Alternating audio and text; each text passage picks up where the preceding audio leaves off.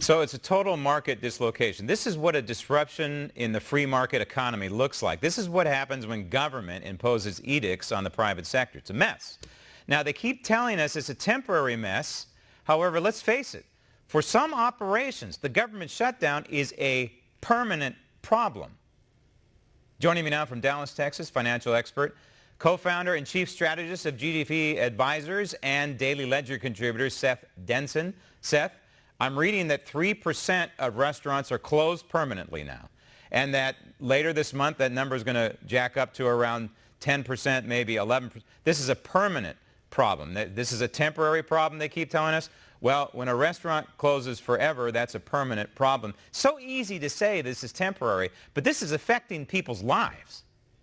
Well, it certainly is. And the thing that they don't take into consideration is that a lot of these restaurateurs had to go into a lot of debt to open up these restaurants. And so the servicing of that debt, the materials that it takes to open up and run a restaurant, trying to get their employees back online, their cooks, their chefs. There's a lot of moving parts here, and every day that our economy is shut down is a day further away from many of these restaurateurs being able to reopen their doors. JP Morgan is predicting a lot of defaults. They're talking probably, on loans.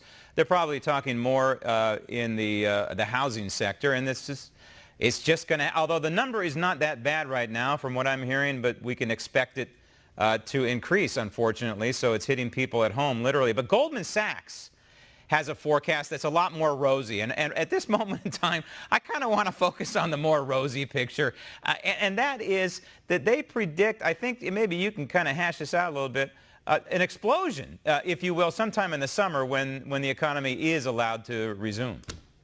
Well, Goldman Sachs is taking the position that we've talked about a number of times, Graham, that the manner in which our economy was just shut off, the foundational structure of our economic system was intact. It was in a very good place, unlike the housing bubble that burst in 08 and 09. And so the idea is that as rapid as it went down, it will shoot back up once we flip the switch back on. The challenge is, and I've said this for a while, I think the line of demarcation here is May the 15th. If we don't have a significant portion of our economy back online by May 15th, the ability to get up and get going again is just going to be very, very difficult. I think a lot of people agree with you. And more good news, if you're keeping score at home, the stimulus checks allegedly are in the mail. But, when the government says something's in the mail, I don't know whether you trust them or not. Thank you.